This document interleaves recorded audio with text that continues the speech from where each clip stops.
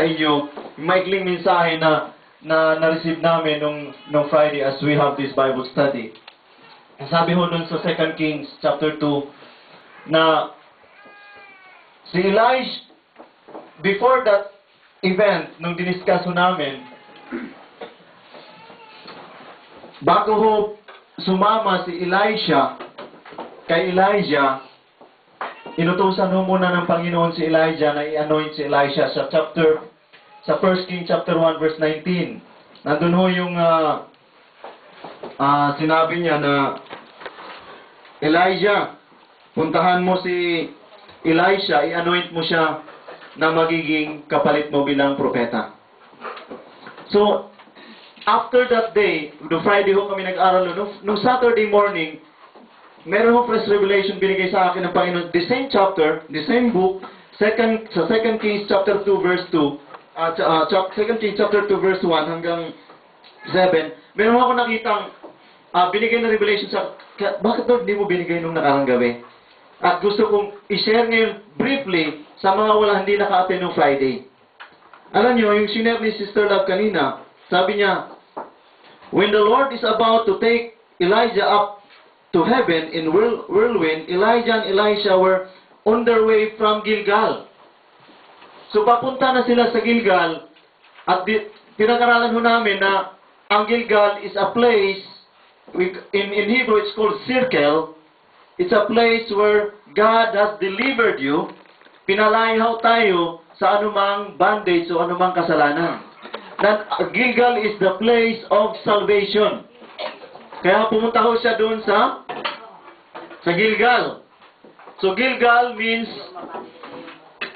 umusad ho kayo ng konti. Gilgal is a place of salvation.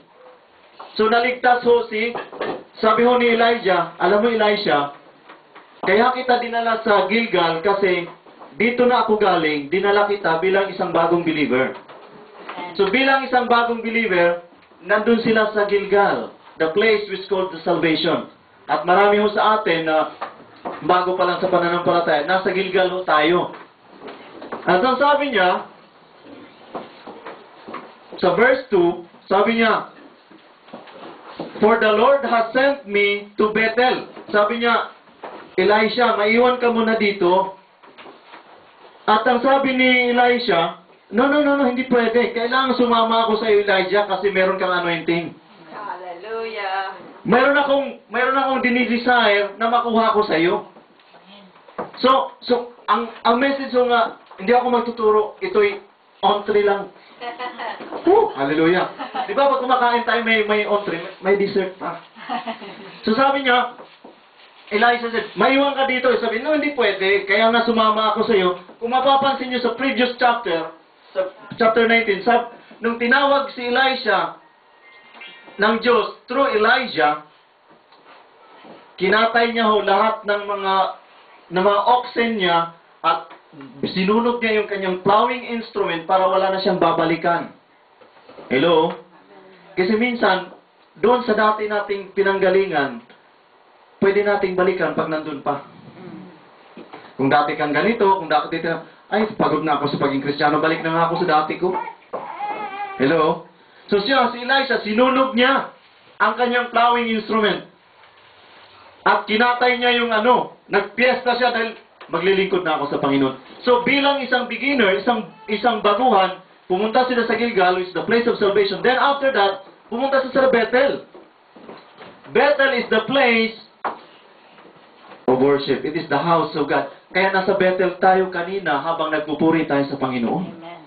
Ang tawag ko doon kanina, Bethel. When you are in the place of worship, kahit nasa bahay ka, nag-worship kang mag-isa, it is called the Bethel, the place of worship. So nandun tayo sa Bethel. Kaya lang, nung nasa Bethel na siya, natuto na siya mag-worship, sabi nila siya, marunong ka na magpuri, marunong ka na worship. There are different kinds of worship. Magkakanta ka, magbigay ka ng panahon sa Panginoon, maglilingkod ka, magbibigay ka ng gift mo sa Lord. Those are the forms of worship. Nung natuto na si Elisha, sabi ni Elisha, at the sons And the sons of the prophets that were in Bethel, tingnan ho yung, intindihin nyo yung maigi. Nung nasa Bethel na sila, I don't want you to miss this message because it's very, very important. Nung nasa Bethel na sila, natuto na sila magpuri. Hallelujah, praise you Lord. Sabi ng mga prophets, alam niyo yung mga prophets, sons of prophets, kapwa Kristiyano yun. Sabi ng kapwa Kristiyano, and the sons of the prophets that were in Bethel came forth to Elisha and said unto him, Knowest thou that the Lord will take away thy masters from thy head? Sabi niya, alam mo ba? Sister, alam mo ba? Sister, alam mo ba? Brother, alam mo ba? Nakukunin si Elijah sa'yo. Anong word ng mga kapwa niya? Discouragement. Alam mo ba, sister? Alam mo ba, sister? Ganito kasi yan. Pero ang sagot niya, sabi niya, and he said, I know. Sabi niya, alam ko yun. It hold ye your peace. Ito sa NIV, sabi niya, Yes, I know, Elisha replied, but do not speak of it. So, alam ko kukunin. Ay, huwag mo nang sabihin, alam ko na. Bakit niya sinabi na I know, I don't speak of it? Bakit niya sinabi yun? Kasi minsan, ang sinasabi ng kapwa mo, nasa paligid mo negative. Di ba sabi niya, ay aalisin na si Elijah sa'yo, mag-isa ka na lang, manigas ka dyan. Minsan ang ating nasa paligid natin, sasabi, uy, alam mo ba sister, ang nangyari kay brother kahapon? Alam ko na yun, wag mo nang sabihin. See? There are people that surrounds us that keep on telling yung mga past natin ginagawa. Alam mo ba yung nangyari kay Oo, alam ko na yun, wag mo nang sabihin. Bakit? If you allow these things to come into your ears, magpo-form ng negative sa mind mo yun. Kaya sinabi ni Elijah, alam ko, wag mo nang sabihin. Pero pag sinabi sa'yo ng sister, alam mo sister, blessed na blessed ako kahapon. Bakit? Kasi ganito ang ginawa ng Lord. Ay sige nga, share mo sister. Pero pag sinabi ng kapatiran mo, nasa paligid mo, alam mo Brad, nagsimba ako ng linggo pero ganito nangyari, ganito. Huwag mo nang sabihin.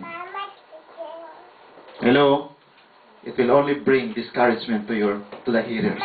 So, nangyari, galing sila sa Bethel, pumunta ho sila sa Jericho. Jericho is the place of faith and obedience to God.